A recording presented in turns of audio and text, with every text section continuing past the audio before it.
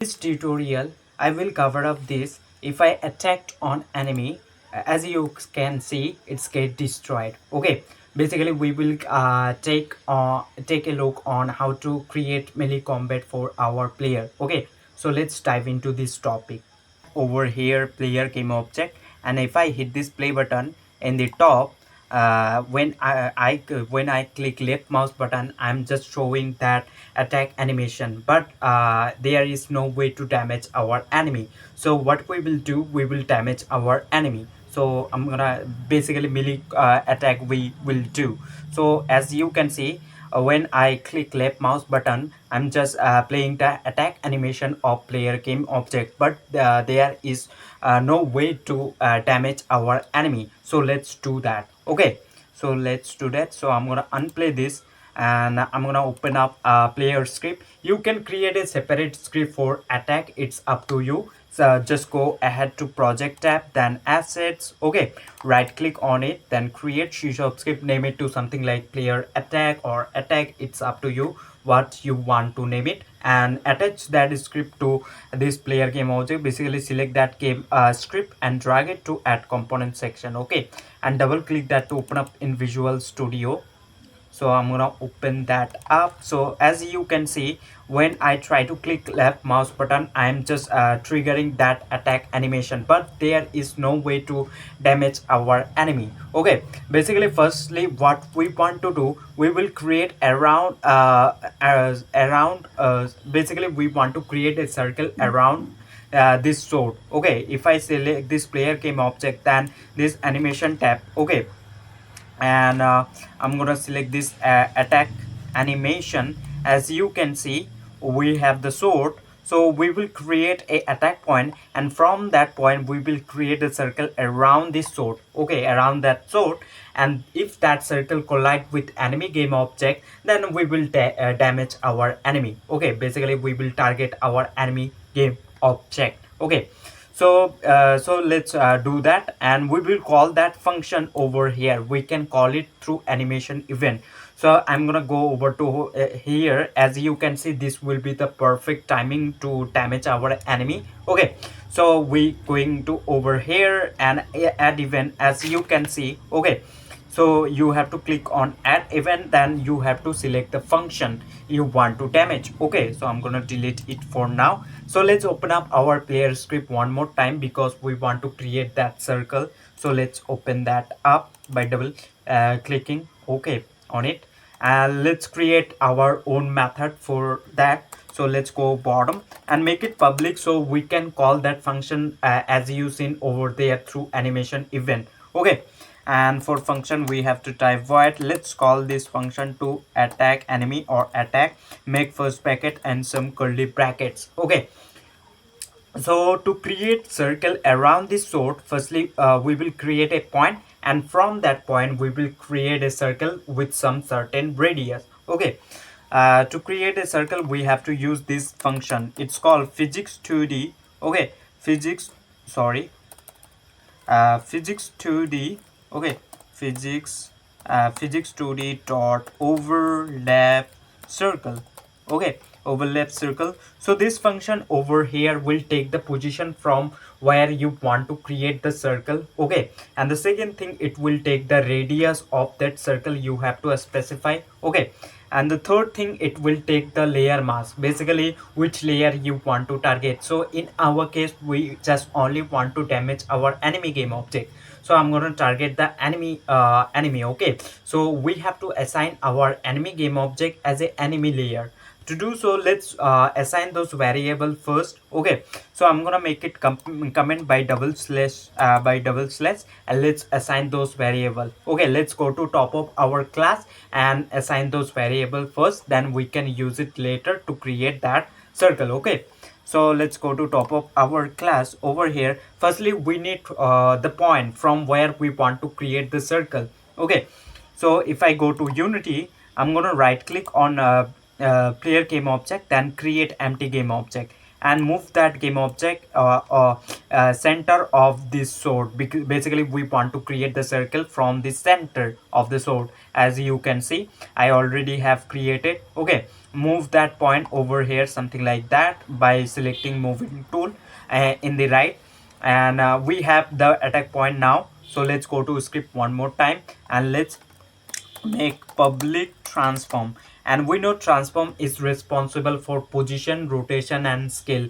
As you can see, if I select this attack point, we can see it has transform component by default, and it has position, rotation and scale, but we need the position as you seen. Okay, so public, make it public so we can see that field over underneath our player script. Okay, over here we can see that field if we make it public. Okay, so let's go to script one more time, that is transform, which is responsible for position. Let's call this attack point, we have to name it attack point. And the second thing, it will take the radius, so we also want to specify the radius, how much it should be, basically the circle. Okay, so let's assign it, and also make it public so we can adjust it through inspector. We don't need to come over to script again and again to change the value and match up the correct one. Okay, and that will be float. Okay, let's call this attack radius, and by default let's set it to zero point 0.5. It's up to you if you want to set to a default value, and you can leave as it is, and you can set it through inspector. It's up to you. So close that off with semicolon. And the third thing, it needs the layer mask, basically which layer we want to target. So in our case, I'm gonna target the enemy game object, basically enemy. Okay, sorry, enemy game object. So I'm gonna target the enemy. Okay, so for that we have to use layer mask. Layer mask basically layer is a layer, basically which layer you want to target. I'm gonna show you how it works. Okay, so also make this public layer mask. Okay, layer mask, let's call this target layer, and close that off with semicolon. So control S to save your code, and let's move to Unity, because we need all of the things. Then we can create the circle around that point as we want to create the circle. Okay, so just wait for to compile, and we are good to go. We're gonna able to see those field as we assign it in our code editor. Those field will appear underneath our player script. Okay, because we made it public, so that's the reason we're gonna able to see those fields. So as you can see, attack point, so you need to drag the by default this one will be empty. Say it will be none, basically it means basically empty. Okay, so what you have to do, you need to drag this attack point to attack point slot. Okay, and you by default we set 0.5, but you can adjust it over here, the attack radius, it's up to you. And the third thing, as you can see, by default it will be nothing. Okay, so what you need to do, you need to assign the layers you want to basically target. So in my case, I want to target enemy game object, so I'm gonna select enemy. Firstly, you need to make sure you assign it that enemy game object as a enemy layer. Okay, so I'm gonna select this enemy game object, and make sure in enemy game object has component, it has component, it should be collider, any collider like box collider, 2D circle, or else it will not that circle will not be able to detect the collision. Okay, make sure you added collider to your enemy game object, and select that enemy. Go over to inspector, in the right a layer, it will be default. So what you have to do, click on that default and click on add layer, and then name the layer you want to want to assign it. Okay, so in my case, I already name it enemy. Okay, so so let's go back to that game object one more time. Okay, which is enemy, and let's assign that enemy game object, which is selected default. So I'm gonna choose this enemy. Okay, now we assigned it our enemy game object as an enemy layer. So I'm gonna go to player game object one more time, and as a target layer, I'm gonna choose enemy. So the circle will only detect that enemy game object as we assign it our enemy layer. Okay, now we assign it all of the things. Let's go to that script to create the circle. Okay, so let's move, and let's remove this to function. So as a first argument, we have to pass the point from where we want to create the circle. So let's pass our attack point as we assign it. Okay, sorry, attack point, attack point dot position, and the second thing it will take the radius, so let's pass attack radius. Sorry, it's not attack point, it should be attack radius. And the third thing, it will take the layer mask. So as a layer mask, I'm gonna pass target layer, and we know as a target layer we have chosen enemy, so the circle will only detect for enemy game objects. Okay, so let's pass target layer, and sorry, and close that up with semicolon. So this function over here, physics 2d dot overlap circle, it can be true or false. If that circle really collide with that enemy game object, so this will return us true, but basically it will give us true, else it will give us false. If that circle not colliding with enemy layer, okay, so it will give us a false statement. So what we will do, we will store the result into a collider 2d variable called info. Okay, so let's set into a collider 2d. Okay, because we are working with collision, so we have to type collider 2d, and let's call this hit info or hit something like that, and set equal to this.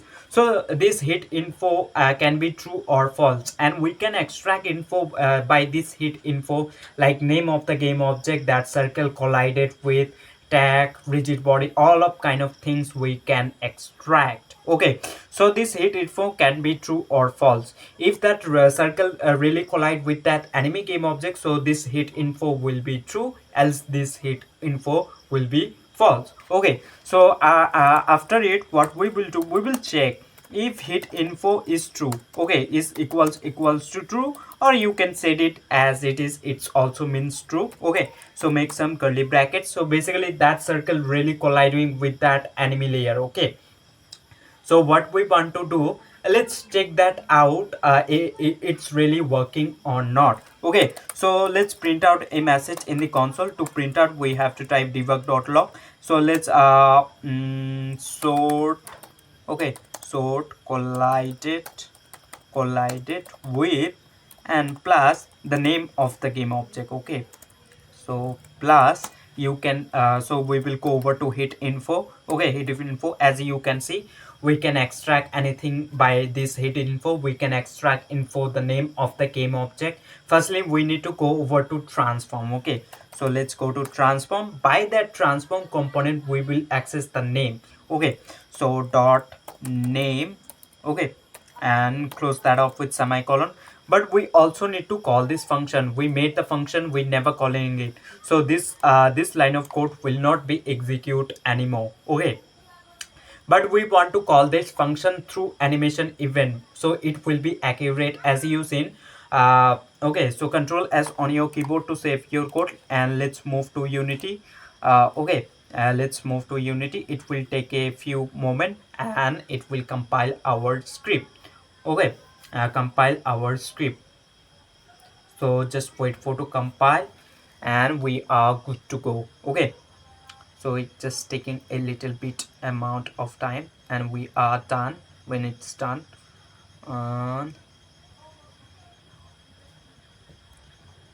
so I hope, okay, so it's great now.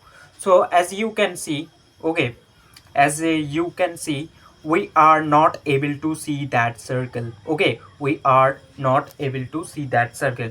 To see that circle, we have to use another function. It's called on draw gizmo selected. Okay, so to see that circle, we need to use another function. So let's open up our script one more time. Okay, let's open that up. So we will go to bottom of our script, and we will use on draw gizmo selected function.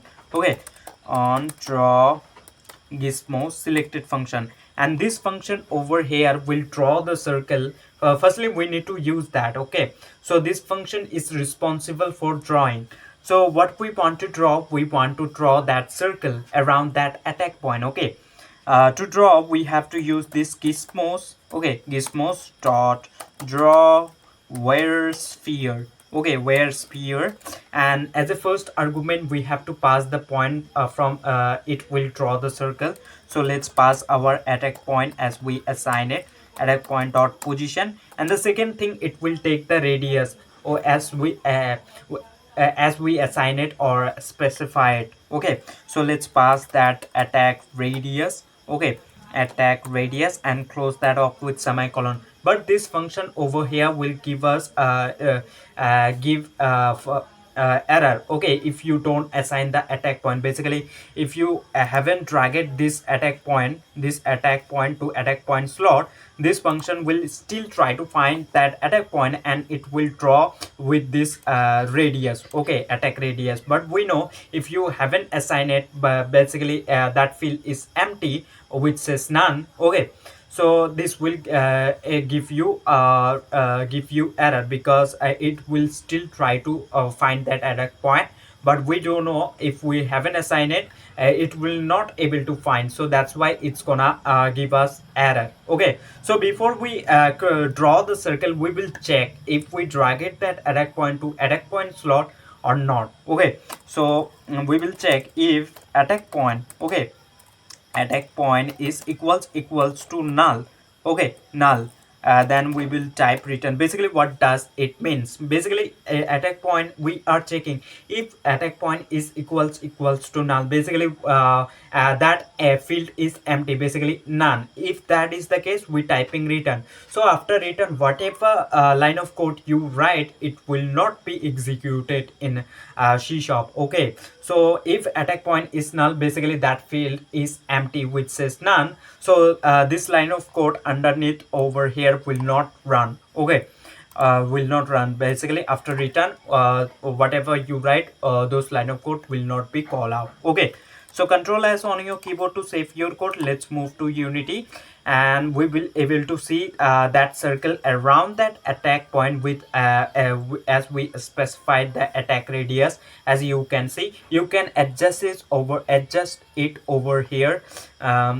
So that is the reason making that field public. So you don't need to go to that script again and again to change the value and match up correctly. Okay, I hope you get the idea. So as you can see, we are able to see our circle, and we can adjust it, as you can see. So I'm gonna adjust around the sword, okay, to fit that up. So I'm gonna select the attack animation clip, and according to the sword size, I'm gonna adjust this radius so it will be accurate. Something like this. I'm gonna make it bigger, so one will be fine.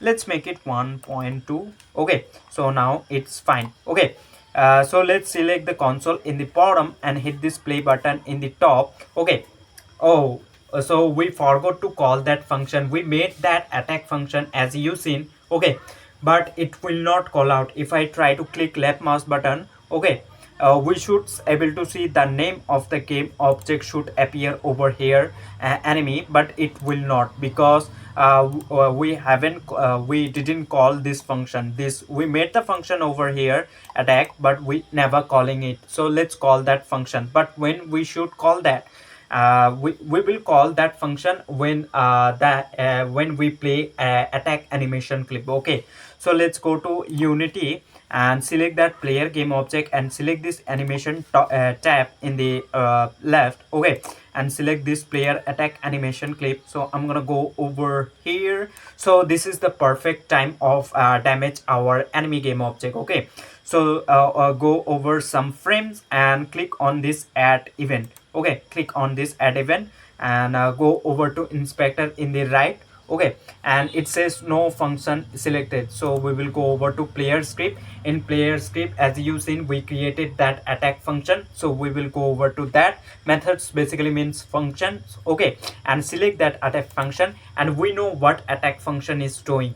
Firstly, it's creating the circle, and after it, it's just taking whatever it's colliding with. Okay, so and we printing out the name of the game object that circle collided with. Okay, so select the console in the bottom and hit this play button, and when we try to click left mouse button, we playing attack animation, and in that perfect timing we calling that attack function, and we know what we have done with attack inside of attack function. We're just printing out the name if that circle really colliding with that enemy game object. Okay, so so as you can see, sword collided with enemy. We added a custom message in quotation, then the name of the game object that circle collided with. Okay, basically firstly we going to hit info, then transform.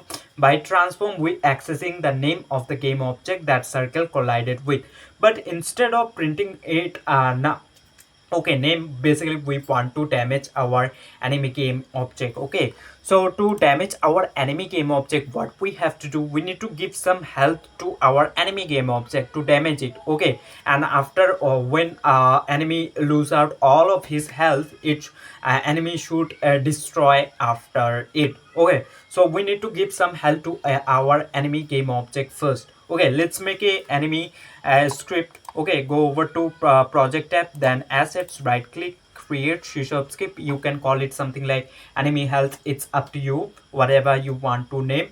So I already have created which is bandit enemy, and I attach that script to enemy game object. Okay, make sure you attach that script to enemy game object. Okay, let's open that up by double clicking on it.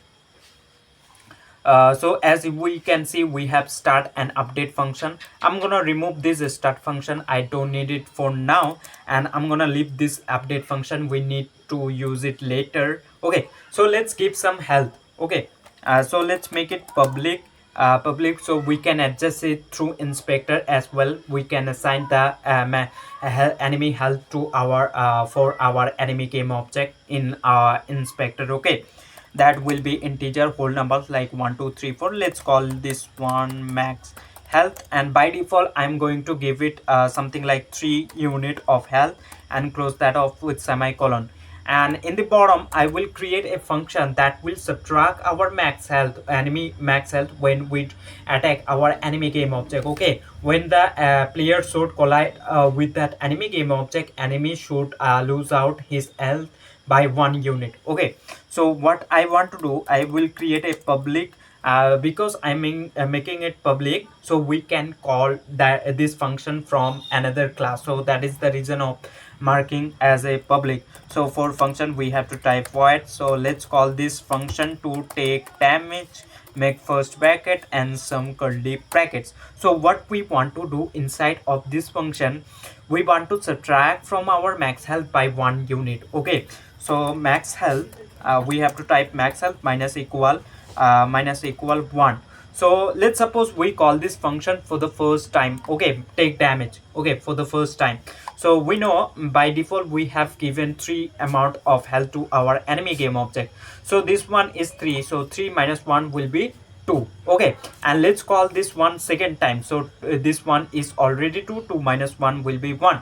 Let's call this third time. So 1 minus 1 will be 0. Okay, so somehow it will lose out all of his health. But the problem is that, let's suppose enemy already have 0 health. Okay, so this, if we call this even after that, so 0 minus 1, which will be minus 1, which will go to negative value, but health should not be a negative value. Okay, so what we will do, before we subtract, we will check if max health. Okay, if max health is already lesser than or equal to 0, in if that is the case, we will type return, and we know after return whatever you write, it will not be execute. So this line of code will not be execute. Okay, so we also need to call this function, but when we should when the circle really collide with that enemy game object, basically the player just attacking our enemy, so we will call this function, and we know this what take damage function is doing, it's just subtracting one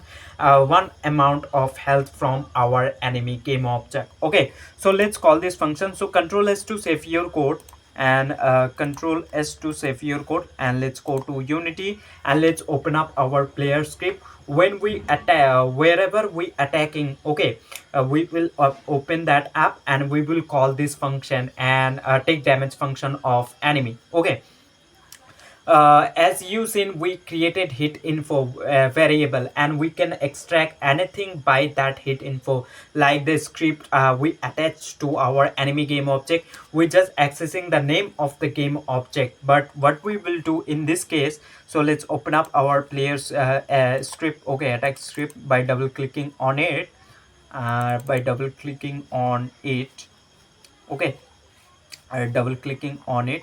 So over here, so as you can see, we just extracting the name. So after over here we just attacking our enemy game object. Okay, so as you can see, hit info dot transform dot name. So what we will do over here, okay, what we will do over here, we will call that take damage function, as we as you seen we created inside of that enemy game object. So firstly we will go to hit info.